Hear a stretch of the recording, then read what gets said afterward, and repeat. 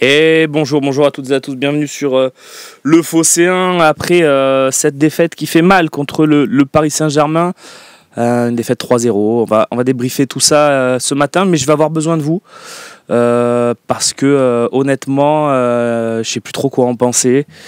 Beaucoup réfléchi hier soir, pendant les émissions, après les émissions ce matin. Je reste un peu sur ma position qui est de dire que tout ce qui se passe après la 20e minute ne m'intéresse pas. Mais je comprendrai que ça ne soit pas la position unanime et que la majorité d'entre vous soit très remontée par la prestation de l'OM. Je le comprends très bien. Mais moi, j'y arrive pas.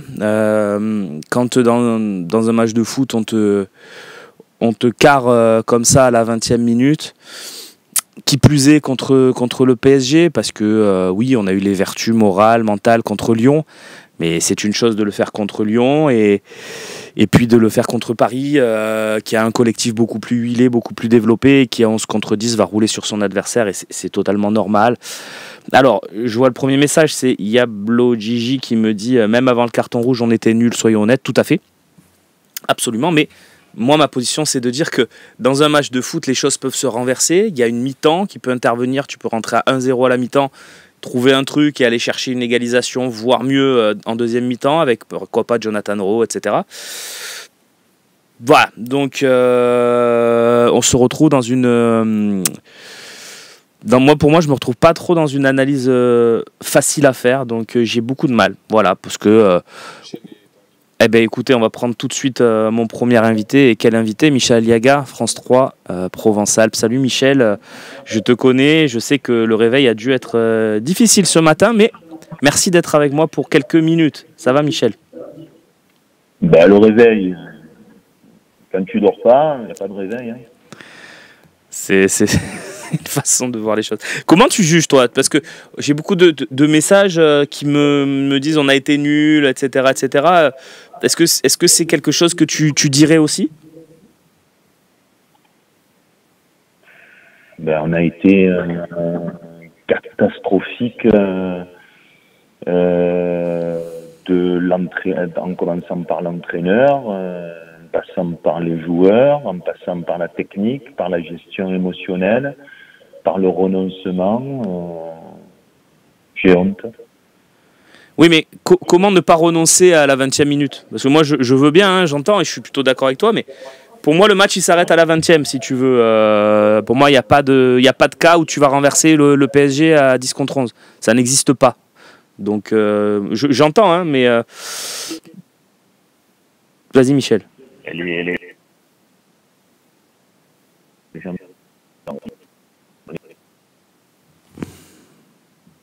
Du en bas dans la salle de presse et j'ai écouté de la musique. Pas que j'allais regarder se faire piétiner comme ça par les Parisiens. Donc on savait que ce qui allait se passer. Sauf qu'on peut mettre des ingrédients. Enfin, on peut en mettre. On peut essayer d'avoir 6 jaunes, de leur faire mal, de courir dans tous les sens. Essayer de ne pas marquer contre son camp. On peut essayer de ne pas tomber comme une vieille sur le 3e but. C'est quelque chose et non pas essayer de ne plus prendre de but et de se dire on en a pris 3, on n'en a pas pris 6. Oh. Oui, c'est mon avis, mais je les ai joués ces matchs à mon niveau, c'est que tu es sans solution. Déjà 11 contre 11 c'est compliqué et là tu te tues, tu es mort. Donc tu te languis que d'une chose, c'est que l'arbitre siffle la fin du match. Quand tu passes les 30 mètres, l'attaquant, il a le ballon, il est 6 contre 1, donc il ne peut rien faire. Ok.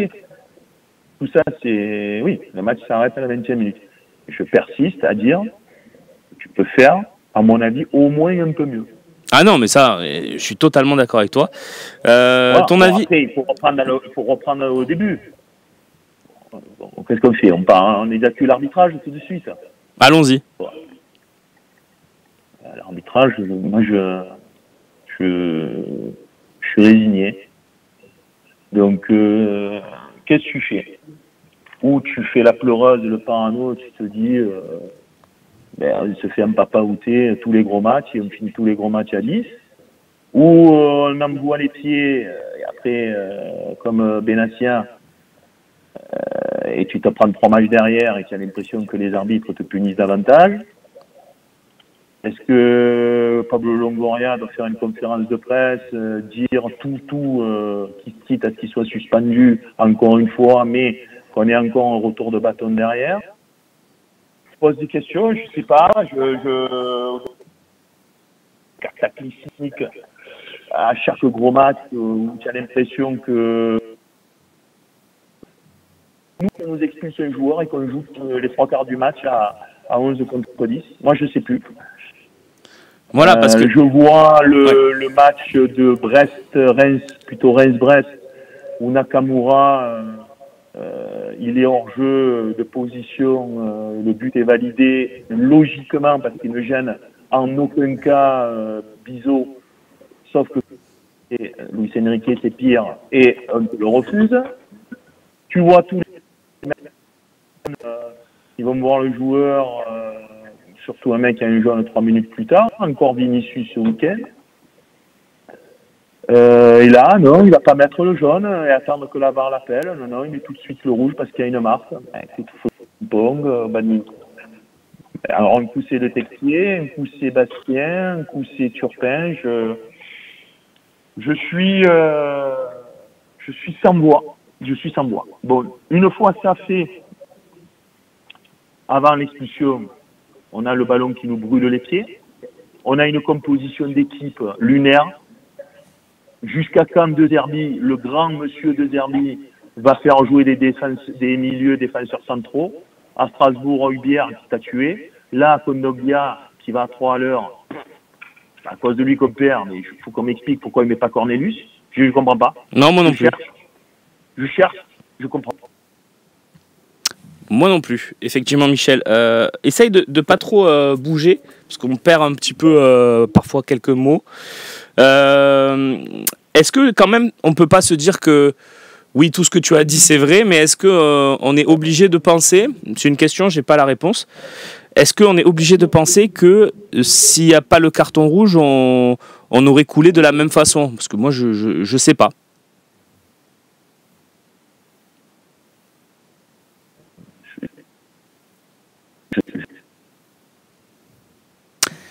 Ouais, on t'entend plus, Michel.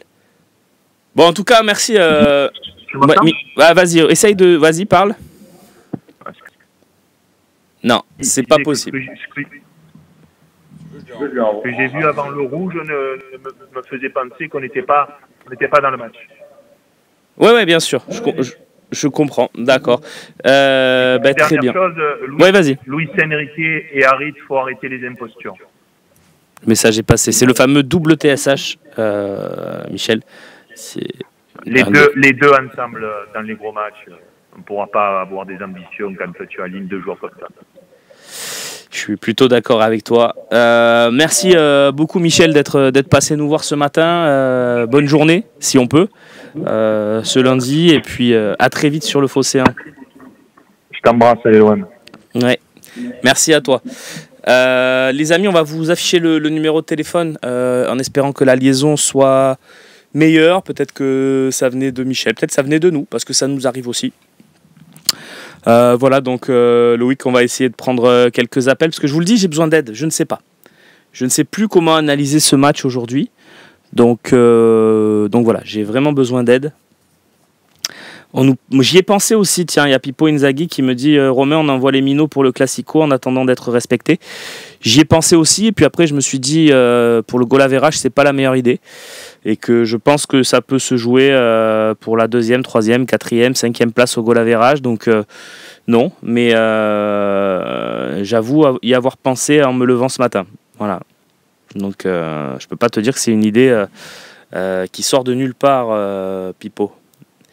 En tout cas, il y a quelque chose à faire pour se faire respecter, parce que on va revenir sur cette faute. Oui, il y a une petite marque sur le torse de Marquinhos, mais quand j'entends parler de ce que j'ai entendu, et encore je l'ai pas beaucoup entendu parce que j'ai regardé un peu tous les débriefs, la plupart jugent l'expulsion soit sévère, soit lunaire. Donc c'est plutôt quelque chose qui tend à me rassurer, mais La marque sur le torse.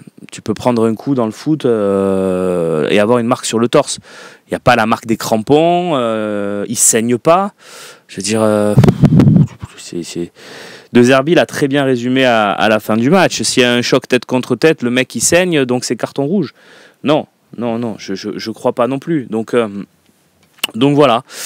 Et en plus, si tu prends l'action, vraiment, et je crois que c'est Mikou qui le dit sur le débrief de la chaîne L'Équipe, il dit vraiment c'est une éraflure, quoi.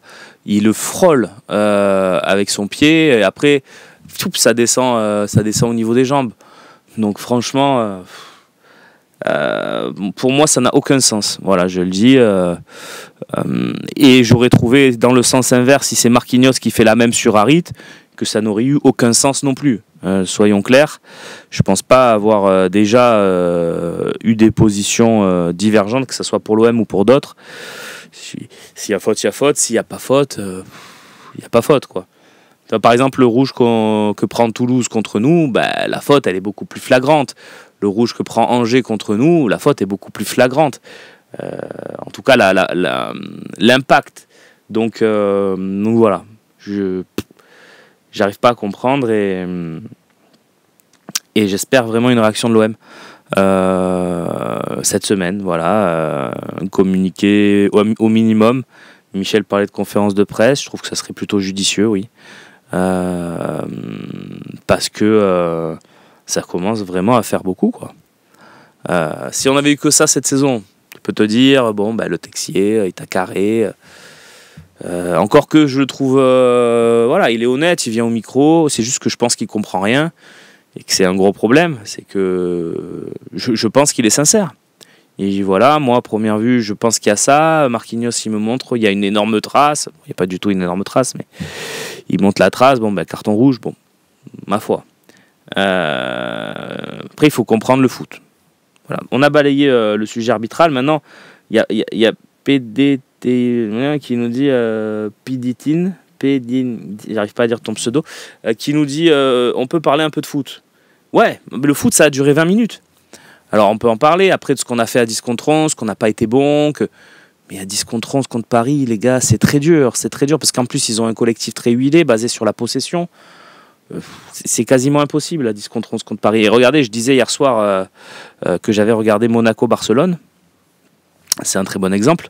C'est-à-dire qu'au bout de 10 minutes, carton rouge justifié pour le Barça, mais ils n'ont pas vu le jour. Ils n'ont absolument pas vu le jour. Donc, et Monaco a gagné, Monaco a fait l'exploit contre le Barça, etc., etc. Non, Monaco a juste gagné un match de foot contre le Barça à 11 contre 10.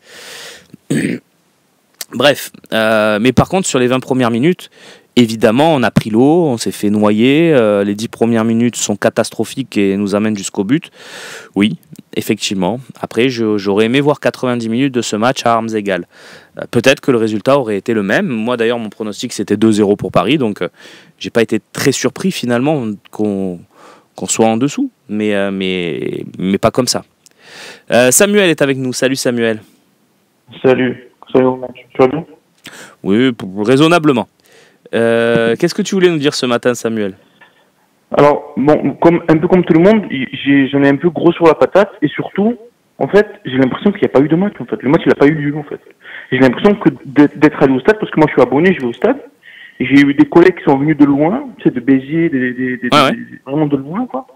Et les mecs, ils viennent, ils payent l'hôtel, ils payent leur place, ils payent le déplacement, ils arrivent, et le match n'existe pas juste à cause des mecs. Le mec, il a tué le match. Et après, on pleure parce que la Ligue 1, on n'arrive pas à la vendre, parce qu'on n'arrive pas à vendre les droits télé aussi cher que ce qu'on voudrait, parce qu'il y a toutes les stars dans la Ligue 1, ils s'en vont parce qu'ils sont mieux payés ailleurs, mais c'est normal, en fait. C'est normal. C'est normal parce que les plus beaux matchs qu'on aura en Ligue 1,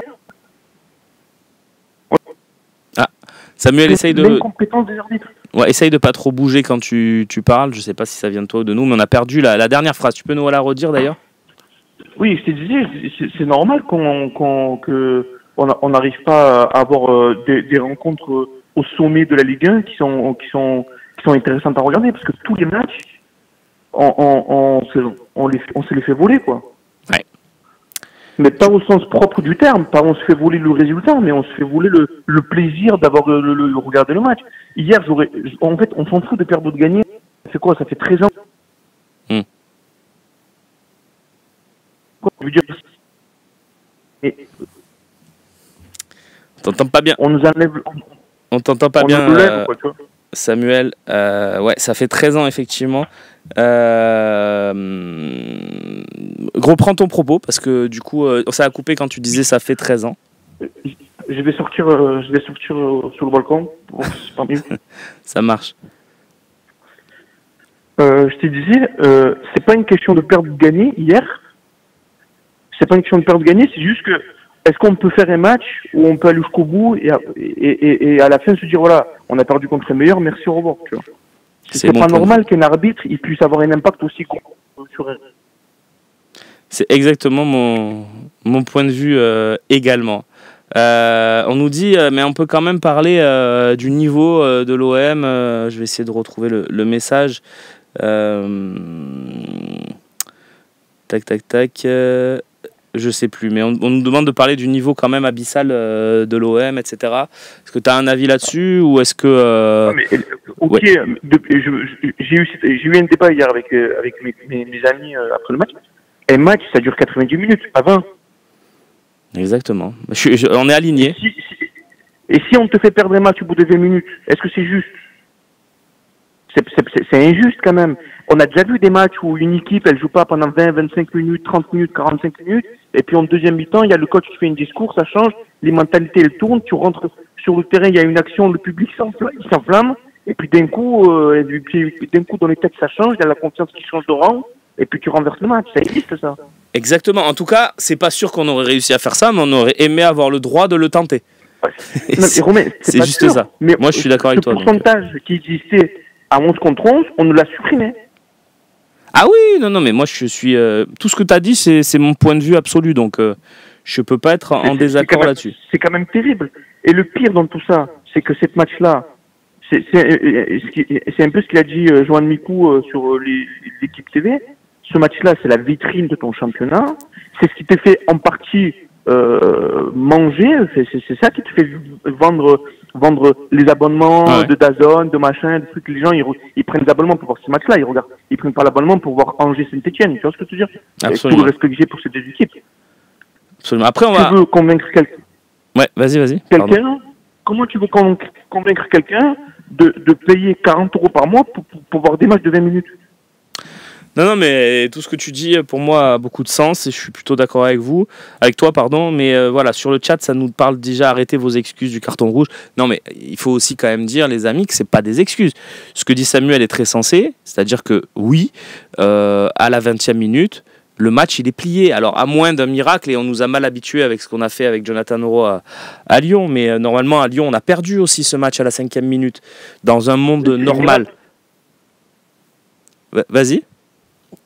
Je disais, c'est un miracle, Lyon, c'est un miracle absolu. Bien sûr. Mais tu gagnes à Lyon, pas parce que tu es bon. Moi, de mon avis, tu gagnes à Lyon parce qu'ils sont pas bons, eux. C'est tout. Et c'est pas le cas du PSG. En fait, le PSG, ils vont pas te laisser cette miette-là sur la tête pour que tu viennes la ramasser. Il faut aller chercher le truc. Contre Paris, contre ces équipes-là, il faut aller chercher la victoire. Mais contre Lyon, tu peux espérer, à un moment donné, un cadeau. Ben, ce qui t'est arrivé, tu sais, le gardien, il fait une relance pourrie. Le défenseur, il ne sert pas dans l'axe. L'autre, il frappe de 20 mètres. Bon, ça rentre, voilà, tu vois, il y a but. Mais contre les grosses équipes comme de Ligue des Champions, les cadeaux comme ça n'existe pas. Ouais. Donc, à un moment donné, c'est déjà de base, tu es moins bon qu'eux. Déjà de base, tu commences le match pas bien, tu prends un but. Et tes meilleurs joueurs ne sont pas dans le coup. Si en plus de ça, l'arbitre te coupe la tête, bon, ben voilà, tout le monde rentre chez soi. Tu sais, au stade, j'ai jamais vu, ça fait longtemps que je vais au stade, hein, ça fait vraiment longtemps que je vais au stade. J'ai jamais vu un stade éteint comme ça, aussitôt. Mais tout le monde était dégoûté. On se demandait si le match avait été joué. C'est vrai. Et moi, je sors du stade, je me dis, est-ce que le match, est-ce qu'on va jouer le match ou on va pas le jouer? J'ai l'impression qu'on n'est jamais rentré dans le match. Il n'y a jamais eu de match, j'ai l'impression. Je suis dégoûté, franchement. Tu sais, on travaille tous toute la semaine, plus ou moins durement. Il y a un moment de répit dans la semaine, c'est le dimanche quand on va voir l'OM. Mais ça aussi, on ne le lève, quoi. Non, mais laissez-nous tranquille. Et en plus, cette saison, on n'en a pas beaucoup des matchs, Samuel. Donc, tu as totalement raison. C'est ça le problème aussi, tu vois. Non, merci à toi. Franchement, c'est dommage pour tout le monde. C'est dommage pour l'arbitre, parce qu'il va se faire désinguer pendant quelques temps. C'est dommage pour nous, parce qu'on est dégoûtés. Et même pour le supporter du PSG. Moi, j'ai un des meilleurs amis qui supporte le PSG. Bon, le mec, il est dit, mais je suis dégoûté, j'ai pas vu de match. Absolument. Moi aussi, j'ai un très bon ami qui supporte le PSG, m'a dit la même chose. Donc, tu vois. Merci à toi, Samuel, ce matin, d'être passé nous voir. Au plaisir. Bisous, ciao. Ciao.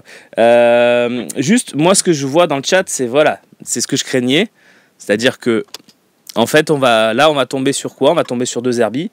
Ok, moi, je veux bien. Tombons quand même sur De Zerbi, il n'y a pas de problème, mais rappelons-nous quand même que le gars, au bout de 20 minutes, il s'est fait tuer son match, il s'est fait tuer son plan de jeu, qui pour moi est mauvais au départ. On peut en parler plein de fois, mais pour moi c'est très mauvais au départ ce que propose De Zerbi, avec, on l'a dit, Brassier à gauche, Kondogbia dans l'axe, Enrique plutôt que Ro. Bon, pour moi c'est mauvais, mais malgré tout, on ne lui a pas laissé le temps de renverser le match. Bref, il y a Nordine qui est avec nous. Il ne pouvait plus s'en empêcher. Il était là déjà hier soir. Il est revenu. Salut Nordine. Content de te revoir, Romain. Tu étais là hier. Et j'ai écouté avec une grande attention ce qu'a dit Samuel. Et en fait, il y a une image qui a parlé, qui a beaucoup fait réagir sur les réseaux sociaux et sur le diffuseur. Ce sont les supporters qui ont quitté le stade à la mi-temps. Oui. On peut reprocher aux supporters d'être parti trop tôt, d'avoir lâché, de ne pas soutenir son équipe. Mais quand toi, tu vois qu'une équipe sur le terrain avec l'entraîneur et les joueurs qui semblent avoir démissionné, toi, ok, tu es supporter, mais rationnellement, tu peux te dire, ben c'est bon, j'ai ma vie, j'ai d'autres choses à faire. Demain, je dois travailler à 7h, à 8h. Certains ont payé leur place très cher. Je ne vais pas faire de la démagogie et de dire taper ta place chère, pardon, ton équipe doit gagner le match. Ce n'est pas ce que je dis. Ce que je dis, c'est que tu dois donner. Je m'entends, pardon, j'ai un écho, c'est pour ça que je bugue un peu. Ah, mince. Non, mais c'est pas grave, je vais aller. Tu dois donner un semblant de volonté sur l'image de tes supporters. Toi, tes supporters peuvent se dire, bon, ok, ça va, ils sont battus. Là, ok, tu as le fait d'arbitrage qui change radicalement le match. Mais ce que toi, tu as entrepris pendant les 20 premières minutes, c'est quand même très médiocre. Et hier, on tombe sur De Zerbi. Moi, il y a quelque chose que je vais souligner. Je ne sais pas si tu l'as souligné, parce qu'hier, on n'a pas eu le temps. Parce que ce qui n'était pas passé, c'est la conférence de presse d'après-match. Et tout ce qu'a dit l'entraîneur italien. Ouais, attention, ok, c'est un projet de 3 ans, mais il ne faut pas aussi qu'il perd ses joueurs. Le premier, il a dit qu'il défendrait ses joueurs. Moi, je suis le premier à dire, j'aime bien les entraîneurs qui mettent en responsabilité les joueurs, qui les mettent face à leur responsabilité, il n'y a pas de problème. Mais attention, de sanctionner comme ça Greenwood, à juste titre, il a raison de le faire, de sanctionner comme ça les joueurs et de se sortir du débat comme si son approche n'avait pas été discutable, je trouve ça très moyen, parce que tu avais des entraîneurs à l'Olympique de Marseille qui assumaient pleinement leurs erreurs. Igor Tudor l'a fait, Marcelo Bielsa l'a fait également. Au-delà du volet tactique, ce sont des entraîneurs qui disent sur ce match, je me suis trompé, l'approche n'était pas bonne, mais ensuite l'arbitrage, mais ensuite les joueurs, blablabla. Là, des éléments de langage et de ce qui a été sorti en conférence de presse, attention, parce que c'est un projet de 3 ans. C'est un gros match, c'est OM Paris, c'est un match particulier. Si l'OM finit dans les 3 premiers, on continue avec De Zerbi, il n'y a aucun problème. Et j'espère que l'OM va aller dans une durée avec De Zerbi. Il n'a pas du tout, je ne vais pas remettre en question sa place, là n'est pas le propos. Mais ces matchs-là vont compter. Il va falloir que l'OM se remobilise vite avec la victoire à Nantes. Parce que vraiment, ce qu'on a vu hier en termes d'attitude, quand même le Texier a tué le match, c'est vraiment pas bon. C'est à souligner. Très bien, ouais, ça, t'as pas forcément tort sur la conférence de presse, c'est vrai que... Mais il le fait depuis le début de saison, de mettre un peu les joueurs un peu moins bien, de le souligner. Je me souviens d'un match même gagné où il disait... Ouais, bah mes défenseurs, Brassier, machin, ont pas forcément, Murillo, ont pas fait le match que j'attendais, mais bon, ils vont progresser, j'ai confiance en eux, etc., etc. Donc ça, il a quand même toujours fait. Donc moi, je trouve qu'il y a une continuité quand même. Après, ouais, c'est sûr que on peut aussi dire qu'il s'est planté, quoi. Mais je vois dans le chat des gens qui le comparent à Gattuso. À un moment, les gars, moi je veux bien. Non, mais il y en a beaucoup. Moi, je veux bien tout entendre. Mais bon, si dès qu'il y a un truc qui va pas, on remet tout en cause, moi je peux plus. Hein. Ça devient vraiment dur parce que... Ce que je trouve plutôt bien chez De Zerbi dans le début de saison, on va faire en gros le pour et le contre, mais on va recontextualiser ce qui s'est passé hier. Hier, l'approche globale, c'était on presse pas la ligne de première ligne de relance des Parisiens. Marquinhos, Pacho et Nuno Mendes, parce qu'on parle pas d'Hakimi qui lui joue au même niveau que Barcola, parce que Dembélé rentre à l'intérieur, donc on ne presse pas ces trois-là et on reste en bloc au milieu de terrain. Au bout des 3 premières minutes de jeu, tu vois que c'était vraiment très, très compliqué, que tu étais en retard sur tout. Et ce qui était frustrant, on peut faire le parallèle avec ce qu'on a vu. Je ne parle pas des niveaux de joueurs, je ne parle pas des niveaux des entraîneurs. Mais le match, on a tous vu ce week-end, Real Madrid-Barcelone. La ligne de défense de Barcelone, très haute, magnifique, etc., etc.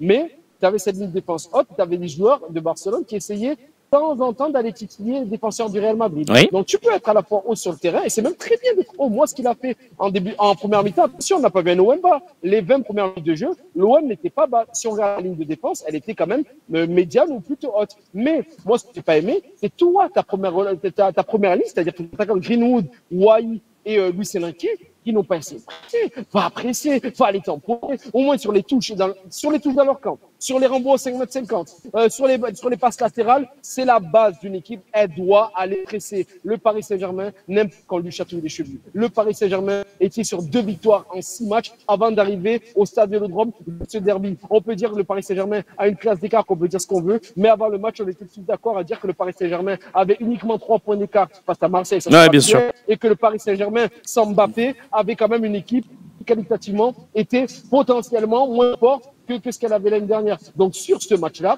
moi je trouve ça hallucinant de pas se dire on va leur chatouiller des chevilles. Et si ça ne marche pas, eh ben ça marche pas, c'est pas grave, tu as pris ton tarif. Ton tarif, tu l'as pris un joueur quand même peureux. Et c'est ce que je n'ai pas aimé de l'approche de De Zerbi. Bien sûr qu'il y a des bons choses sur cette saison. Bien sûr que l'entraîneur italien prend du beau jeu, qu'on verra du beau jeu cette saison, on l'espère. Bien sûr que l'effectif de OM est un très bon effectif. Mais il n'y a pas la classe d'écart qu'on a vu lors des 20 premières minutes de jeu ne relève pas la qualité de l'effectif. Et il faut que ces joueurs se bougent. Et il faut que l'entraîneur arrive à infuser ça sur la tête des joueurs. Ouais, je vais quand même dire un truc sur Tudor, parce que depuis hier soir, on me dit oui, mais Tudor, il avait gagné contre Paris. Tudor, les 2 matchs de championnat, il les a perdus contre Paris. Si vous vous souvenez bien, le match au Vélodrome, on avait été très critique sur Tudor, qui avait décidé de mettre Bailly à 50 mètres de sa cage en individuel sur Mbappé. Ou alors j'oublie, mais il me semble bien. Tudor avait fait une dinguerie. Il avait fait une dinguerie tactique sur ce match et on l'avait détruit. Donc arrêtez de ouais, mais c'est juste pour que les gens arrêtent de réécrire l'histoire. Voilà, on s'était fait défoncer par Paris avec Tudor. Voilà, dans les mêmes dimensions qu'on s'est fait défoncer là, qu'on s'est fait défoncer par le passé avec Villas-Boas à un moment. Voilà, c'est le principe du match contre Paris, c'est que de base on se fait défoncer. Après, Nordine a raison. Le but du jeu, c'est d'essayer de trouver une clé pour éviter de se faire défoncer et aller chercher un truc. Sampaoli l'avait presque trouvé si Conrad de la Fuente la met au fond au Vélodrome en étant ultra stérile et ultra précieux sur sa façon de jouer et de gérer les temps forts, les temps faibles. Mais c'est pas facile. Donc, et là, à la 20e minute, moi je suis désolé, je peux entendre ce que tu dis Nordine et tu as raison, et ce que vous dites dans le chat, vous avez raison, à la 20e minute de jeu, tout ce que tu peux envisager dans ce match s'effondre. Parce qu'à 1-0, tu rentres 1-0 à la mi-temps, c'est pas une dinguerie de le penser Nordine, parce que le PSG dominait, mais n'était pas non plus extraordinaire, notamment après le but, parce qu'après le but, ils ont une période un peu de entre deux, on va dire.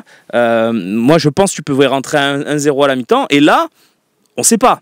Après, est-ce que la magie aurait opéré? Est-ce que tu aurais trouvé le bon choix tactique, le bon réajustement? Évidemment, tu aurais fait rentrer Jonathan Rowe. Je ne comprends pas pourquoi il n'était pas titulaire. Il y a des délires. Mais moi, je dis juste, on n'a pas vu. Moi, je ne sais pas si De Zerbi aurait perdu ce match. Je n'en suis pas capable de le dire et je ne suis pas sûr. Par contre, qu'il ait raté son entame, que ça soit catastrophique les 20 premières minutes, bien sûr. Mais moi, je peux pas analyser plus que ça, tu vois. Je peux pas aller plus loin que ça dans l'analyse. Et ok. Et le problème, c'est que là, on a pris 3-0 contre Paris. On va passer une semaine très dure. On va remettre beaucoup de choses en question parce qu'on sait comment c'est à Marseille, hein, Nordine. Tout va être remis en question et c'est ça qui me dérange, en fait. En fait, moi, ce qui me dérange, je suis d'accord avec toi, il ne faut pas tout remettre en question, mais c'est le jeu, Romain. Quand tu joues des OM Paris, c'est regardé par plus de téléspectateurs, par des personnes qui ne sont même pas peut-être fans de l'OM ou de Paris. Beaucoup de Français, beaucoup de suiveurs de la Ligue 1 qui n'ont peut-être pas regardé toute la saison, qui ont regardé uniquement ces OM Paris. Tout le monde a son mot à dire et tu as une caisse de résonance qui est plus forte, donc tu ne peux pas reprocher aux gens d'avoir un avis. Après, de tout confondre. Ah non, je reproche rien. Là, moi, je suis d'accord. Oui, non, mais je dis toi, je réponds, on va dire, à ce son de cloche-là. Après, moi, par contre, sur De Zerbi, bien sûr qu'on va le laisser le temps de travailler. Comme tout le monde, il a le droit. C'est son premier classique. Il prend l'équipe cette saison, donc il a le droit, lui aussi, de faire des erreurs. Mais moi, ce qui m'a gêné, c'est que dans ces 20 premières minutes, on a vu des éléments qu'on voit quand même dans d'autres matchs. Et je trouve que il va falloir que cette équipe travaille sur le jeu sans ballon, il va falloir que cette équipe Ça, c'est travaille vrai. son pressing, parce que pour l'instant, c'est quelque chose d'assez récurrent. Après, c'est par moment à Toulouse, ils avaient en difficulté. Tu as récupéré des ballons plutôt bas dans ton camp, mais tu as pu te projeter face à Brest. Là, je pense que cette OM doit plus se faire confiance. Les joueurs comme moi, ils doivent prendre confiance en eux parce que la saison aussi va aller vite. Attention pour les cases individuelles. Mais l'entraîneur doit user ça. Et sur l'arbitrage, je vais y revenir. Parce que moi, je mène les 2 combats à fond. Tu le sais, Romain. Hier, j'en ai parlé lors du talk de fin de match, d'après-match, pardon. La troisième mi-temps. Je mène les 2 combats à fond. Le Texier est complètement à côté de la plaque. Il y a 4 temps. On va expliquer les 4 temps. Premier temps, décision, il met le rouge. Au bout d'un moment, ok, tu mets le rouge. Bon, il n'a pas trop suivi l'action parce que lorsque tu suis le football, tu vois très bien que c'est Marquinhos qui essaye de devancer Harit. Et Harit, en fait, lui, est le premier sur le ballon. Parce qu'Harit touche le ballon et touche Marquinhos. C'est-à-dire qu'Harit, lui, dans son duel, il joue complètement le ballon. Donc, il ne retient pas l'intentionnalité, c'est-à-dire qu'il n'a pas la sensibilité du jeu. Le Texier, il met le rouge. Et là, les arbitres du VAR, qui sont donc, hier, tu as justement dit, 2 à décider, eux n'ont pas dit on va appeler le Texier. Pourquoi ils ne l'ont pas dit? Je sais pourquoi. Pas parce que erreur manifeste ou non, c'est parce que c'est François Le Texier. Et quand tu es avec Le Texier ou tu es avec Turpin ou tu es avec peut-être Jérôme Brizard, des arbitres qui arbitrent sur la scène internationale, eh ben, tu sais que tu as un peu peur de déjuger. Donc il y a une dimension politique à travers ce choix également. Ils ne l'ont pas déjugé, c'est une très grosse erreur. Et ensuite, sa justification qu'il donne auprès du diffuseur lorsqu'il dit à la fin du match « J'ai vu la trace de Marquinhos, c'est ça qui m'a indiqué que je devais mettre rouge ». Mais Marquinhos peut faire une tête plongeante et Harit, lui, peut essayer de dévier le ballon et lui faire exactement la même trace. Comme j'ai dit hier, et je l'ai dit avec sarcasme, mais je le pense vraiment, tu n'es pas dans une série télé, tu n'es pas dans Grey's Anatomy, tu n'es pas dans Dr House, où à partir d'une trace, tu vas faire un protocole. Ils voulaient quoi? Ils voulaient aussi une radio pour voir. Non, il faut les experts. L'intentionnalité du joueur. Ouais, les experts, voilà. T'as Horacio qui vient, il lève les lunettes. C'est ça, exactement. La trace, ah oui. Ça, alors, qu'est-ce qu'on a? Non, prends en compte l'intentionnalité du joueur, prends en compte l'action. Et c'est là qu'il manque de sensibilité des arbitres de football de Ligue 1. Et hier, c'était vraiment une décision catastrophique. On peut me mettre l'image arrêtée, on peut me mettre à la vidéo, on peut me mettre la trace sur Marquinhos. Ce rouge n'est pas sévère, il est scandaleux. Parce que de dire ce qu'il est sévère, c'est que tu laisses le champ de possibilité d'interprétation. Pour moi, avec toutes les interprétations possibles, ce rouge ne doit pas être attribué, ne doit pas être donné à Amin Harit, qui, franchement, ben oui, ce rouge, je suis d'accord avec toi. Ce rouge te coupe définitivement l'espoir du match. Tu étais peut-être à 20 ou 30 ou 40%. Eh ben là, tu étais à 2% après ce rouge. Mais ouais, Nordine, tu ne pouvais pas gagner ce match. On aurait peut-être perdu le match de la même façon et peut-être qu'on aurait été même encore plus dur ce matin parce qu'on aurait dit on n'a pas existé, on était à 11 contre 11, on a pris 3-0, c'est un scandale. Mais par contre, moi, je veux pas qu'on ait l'analyse en disant on n'a pas existé, c'est un scandale, nanana, sur les 90 minutes. C'est pas possible. Parce que comment on peut avoir cette analyse-là? Pour moi, ça me dépasse. Par contre, qu'on dise qu'on est complètement raté nos 20 premières minutes, que c'est scandaleux, qu'on n'a pas mis d'impact, qu'on n'a pas mis les pieds, etc., etc. Oui, bien sûr. Mais voilà, il y a cette action. Et il y a un truc que tu dis qui est très juste, c'est qu'ils ne l'ont pas rappelé dans le VAR. Et en fait, je réfléchis depuis hier. En Ligue 1, mais peut-être que c'est en Europe aussi, il faudrait... combien de fois le VAR intervient pour dire à l'arbitre tu t'es trompé sur un carton rouge? J'ai pas beaucoup de souvenirs et c'est peut-être ce problème de l'erreur manifeste parce que évidemment oui il y a une... Et aussi je t'interromps, c'est pourquoi ils le font pas non plus, parce que lorsque l'arbitre est déjugé dans sa notion, il perd des points. Tu vois, il y a ça aussi à prendre en compte. Oui. Alors pas sur les pénaltys, mais sur les cartons rouges, oui. Tu vois, si maintenant je dis par exemple le Texier, bah attends, je vais t'appeler, je vais regarder. Après lui, au bout d'un moment, il a les images face aux yeux, donc il va se déjuger. Mais là, tu perds des points parce que du coup, on part sur le principe que tu as une mauvaise décision. Et je dis pas que je les comprends pas les mecs, parce qu'au bout d'un moment, ils sont arbitres, ils sont là aussi pour prendre leurs responsabilités. Et là, comme tu l'as dit hier, OM Paris, tu t'en fous de la notation, tu t'en fous du truc. Sur le Texier, arbitre des finales d'Euro, arbitre des gros tournois. Tu dis gros, c'est chaud, la vérité. Sur un contact comme ça, dans ce contexte-là, avec Amin Harit qui n'est pas du tout Marquinhos, je préfère que tu ailles voir les images. Après, si tu confirmes le carton, c'est ton dos, c'est ton avis et il n'y a pas de problème. Mais comme tu l'as dit, désolé, je t'ai interrompu. Le fait de ne pas aller dans cette étape-là, moi je trouve ça hallucinant. Et j'aurais aimé le voir sortir ce type de carton rouge en finale de l'Euro, justement. Mais bon, c'est un autre débat. Je pense qu'il ne l'aurait pas fait, mais bon. Je pense qu'il aurait fait ce que tu as dit, carton jaune, et après peut-être le VAR qui intervient ou pas. D'ailleurs, c'est la décision logique à prendre dans ce cas-là. Il voit un truc, il n'est pas sûr, D'ailleurs, il le dit, hein. Je suis pas sûr, j'ai besoin d'une confirmation. Bah, si t'es pas sûr que tu as besoin d'une confirmation, tu mets jaune. Et après, ouais, tu vois le torse, tu dis bon les gars, il y a une trace sur le torse de Marquinhos, vous pouvez me confirmer, VAR, pas rouge, pas rouge. Bah écoute, va voir l'écran, et là il va voir l'écran, il prend sa décision. Et même s'il veut mettre rouge, pourquoi pas, si c'est son analyse. Mais là, c'est vraiment, limite, on a l'impression, je flingue le match. Et écoutez, c'est ma décision, c'est mon ressenti technique. Enfin bref, moi je suis dépassé par tout ça. Bah en fait, exactement pour moi, le fait de ne pas aller, et je vais terminer sur ça, le fait de ne pas aller à cette étape-là laisse place à plein d'interprétations irrationnelles, douteuses. Nous, on est suiveurs, on est journalistes de l'OM. Moi, je dis, je ne serai jamais dans la théorie du complot, mais je crois aussi au syndrome du personnage principal, au gars qui veut se montrer dans les grosses affiches, qui veut montrer qu'il s'affirme. Je suis même pas sûr. Carton rouge, on est dans le syndrome principal, du personnage principal, et peut-être que le fait que le VAR ne le rappelle pas, il y a, moi, désolé, hein. Moi, factuellement, je pense rien de tout ça. Mais je peux comprendre que des personnes aient ce sentiment de frustration, voire d'injustice, voire de malhonnêteté de l'arbitre, parce qu'il n'y a pas eu cette étape-là où tu vas consulter le VAR. Mais oui, c'est tellement logique. En vrai, je l'ai vu dans un match de Ligue 1 d'ailleurs, je me suis dit, oh, bravo l'arbitre, quoi. Le gars, il y a une faute vraiment sévère, tu vois. Le gars, il prend son temps. Qu'est-ce qu'il fait? Il regarde et tout. À mon avis, dans sa tête, il se dit c'est rouge. Je pense que c'est comme ça. Il met jaune. Et après, il fait VAR, il réfléchit. Le gars dans le camion VAR lui dit va voir, c'est toi qui décides. Il y va, il revient, il met rouge. Eh ben, c'est bien. Bravo, mec, bravo. J'ai vu ça dans un match il y a 2-3 journées de Ligue 1. Je ne saurais pas dire lequel. Mais je me dis bravo, voilà, putain, t'as un outil VAR. C'est-à-dire, tu mets jaune, le mec dans le camion VAR te dit tu t'es trompé. Eh ben, tu t'es trompé, va mettre rouge. Mais qu'est-ce que tu fais? Ah, par contre, si tu mets rouge, le gars, il va pas te dire tu t'es trompé, puisqu'il y a forcément une faute. Donc, s'il y a une faute, c'est pas une erreur manifeste. Et s'il y a une faute et que c'est pas une erreur manifeste, tu maintiens le rouge. Donc, en fait, ils sont bloqués par ce truc d'erreur manifeste, parce que le fait que ça soit. Alors, le seul moment où ils enlèvent un rouge, c'est quand le mec est pas touché, en fait. C'est-à-dire, il n'y a pas de contact, en fait, pourquoi tu mets rouge, nanana. Mais dès qu'il y a une faute, en fait, ça va être rouge, parce que l'arbitre juge que ça mérite rouge. Donc, ce truc est complètement fou et lunaire. Tu peux pas faire VAR sur jaune. Non, c'est pas ce que je dis. Je dis, il met carton jaune et les arbitres dans le camion VAR, dans la régie VAR, plus un camion, mais disent à l'arbitre, bah, écoute, va voir parce que pour nous c'est rouge. Et s'ils lui disent rien, c'est que ça vaut jaune. Voilà, tout simplement. Et pour moi, c'est ça qui doit se passer dans le foot. C'est pas on met rouge en pistolero sur un truc douteux. C'est évidemment si le pied d'arbitre il va dans la tête de Marquinhos, qui le lève à 2 mètres du sol et qui lui met la trace de crampon et qui a une plaie ouverte, je te dis pas ça. Tu mets rouge évidemment. Mais là, on n'est pas sur ce cas-là. Merci Nordine.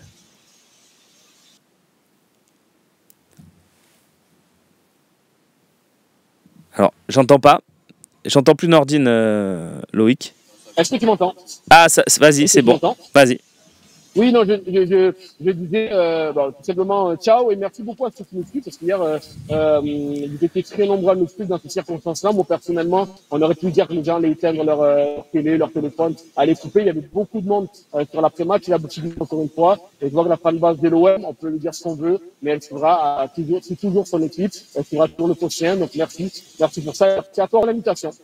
Je te remercie, Nordine. À très vite. Merci pour tes mots et puis pour tes analyses, toujours pertinentes. On va remettre le numéro une dernière fois pour avoir un dernier auditeur. Merci Loïc. Il y a quelqu'un qui me dit c'est comme au rugby ce que tu proposes. Effectivement, la décision de terrain. Alors moi je suis en décision de terrain, c'est carton jaune. Qu'est-ce que tu en penses? Voilà, c'est le rugby. Moi je trouve qu'ils sont en avance depuis 5 ans. Ils ont 5 ans d'avance à chaque fois, la vidéo, l'intelligence sur les cartons, même si des fois c'est un peu fou leurs règles de plaquage, pas plaquage. Moi, je trouve qu'ils sont en avance quand même sur leur temps et aussi sur les cartons. Bref. Oui, Kondogbia en défense. OM, moi je suis totalement d'accord, je ne comprends pas pourquoi on est Kondogbia en défense sur ce match. Que Kondogbia puisse dépanner en défense sur certains matchs, oui, totalement. Ça, je suis absolument convaincu qu'il peut le faire. Par contre, que ça soit ton premier choix en défense centrale, comme on nous l'avait dit d'ailleurs pour le match à Montpellier, et que Cornelius a joué parce que Kondogbia vient d'être papa, bravo à lui, félicitations. Mais que du coup, ça soit le premier choix dans ta défense centrale, pour moi, c'est une hallucination, c'est un non-sens, et j'espère que la presta et puis ce qu'il fait sur le 3e but a montré aussi à De Zerbi que c'est pas vraiment un défenseur central. Voilà, donc... Bon, et puis vous avez beaucoup parlé de Balerdi. Évidemment, Balerdi a encore une fois, dans un moment décisif, il était un peu à côté de ses pompes avec ce contre son camp. Moi, je maintiens que ça reste un excellent défenseur, que sur la dernière année et demie, ce qu'il fait, c'est vraiment très très bien. Après, voilà, il y a déjà 2 dingueries dans ce début de saison avec son carton rouge à Lyon et là, à voir si... À voir s'il faut maintenir le brassard. J'aime bien l'idée qu'il y a eu hier soir de le décharger de ce poids. Pourquoi pas. Voilà, je n'ai pas plus d'avis que ça parce que... Bon, non, il n'y a pas d'indulgence en fait. Il est nul, il faut arrêter Balerdi. Non, il n'est pas nul, je suis désolé. Ce qu'il fait la saison dernière, c'est pour moi le meilleur défenseur de Ligue 1 à partir du mois de janvier. Alors après, évidemment, quand on regarde la Ligue 1 et qu'on voit ce qui se passe dans les autres clubs, tous les défenseurs en fait manquent de fiabilité. Il n'y a pas un défenseur ultra fiable. Évidemment, Paris est un peu dans un cas différent parce qu'ils se sont payés des mecs à 50-60 millions. Donc j'espère bien quand même que le Pacho, et encore il n'est pas parfait, il a quand même des qualités un peu au-dessus, tu vois, mais... Pour moi, là, tomber sur Balerdi et dire qu'il est nul, je pense qu'il ne faut rien comprendre au foot. Mais après, c'est mon avis.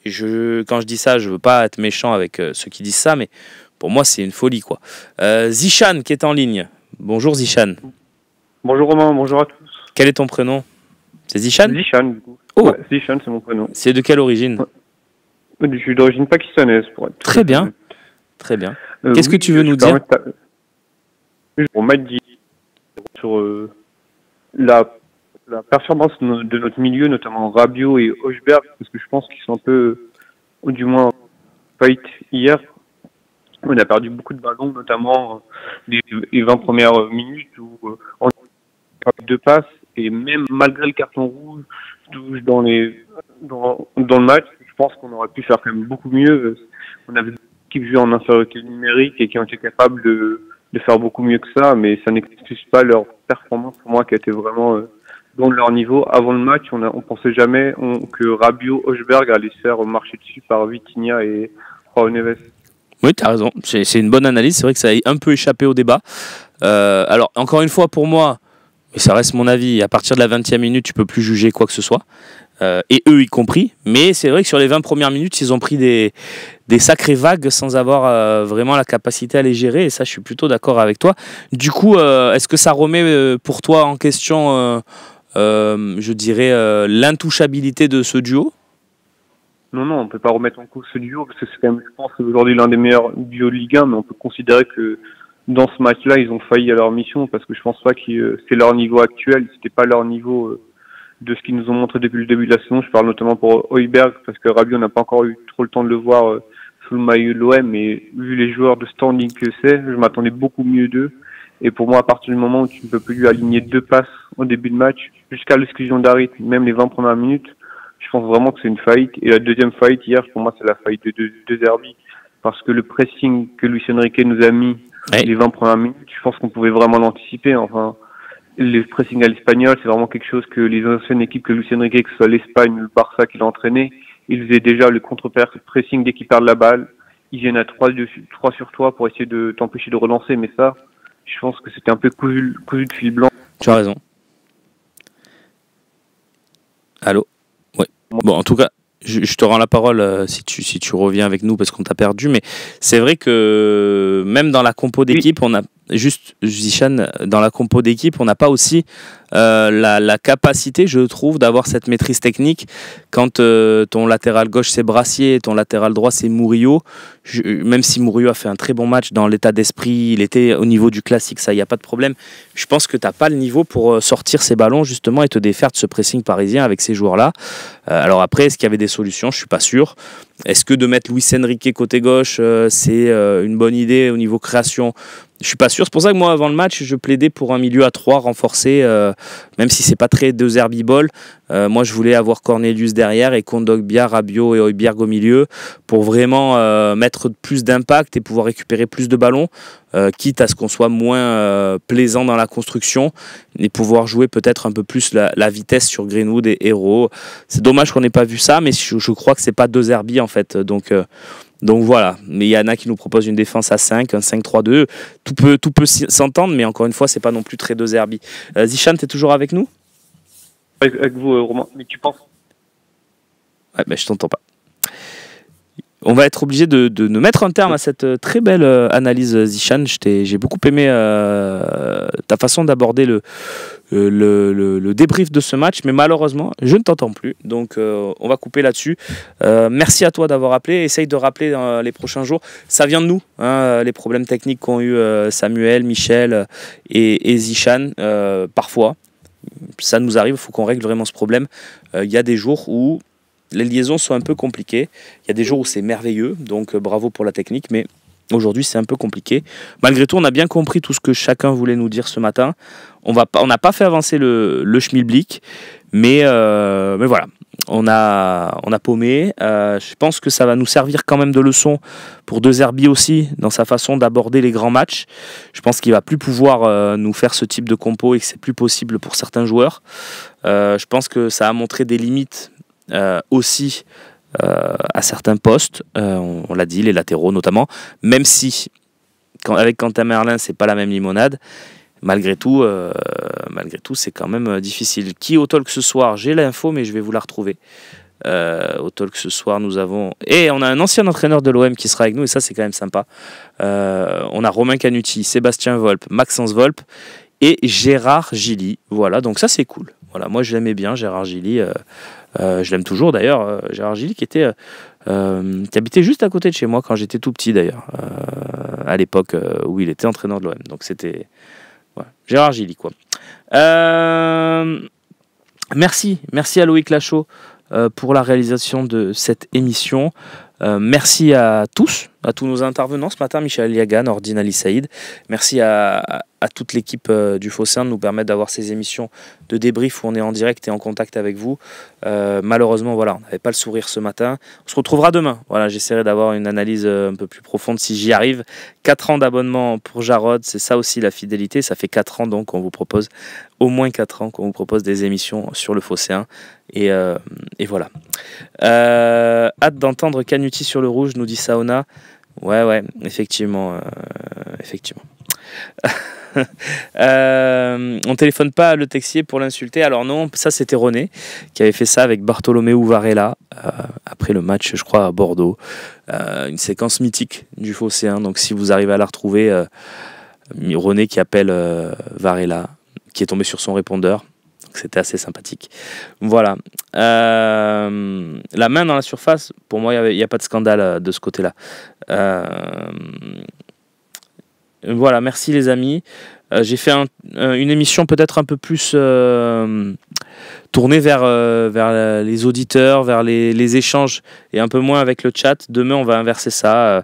Je prendrai beaucoup plus de messages du chat. Merci pour votre fidélité et on souffre ensemble. Voilà. Je vous embrasse. Bonne journée à tous.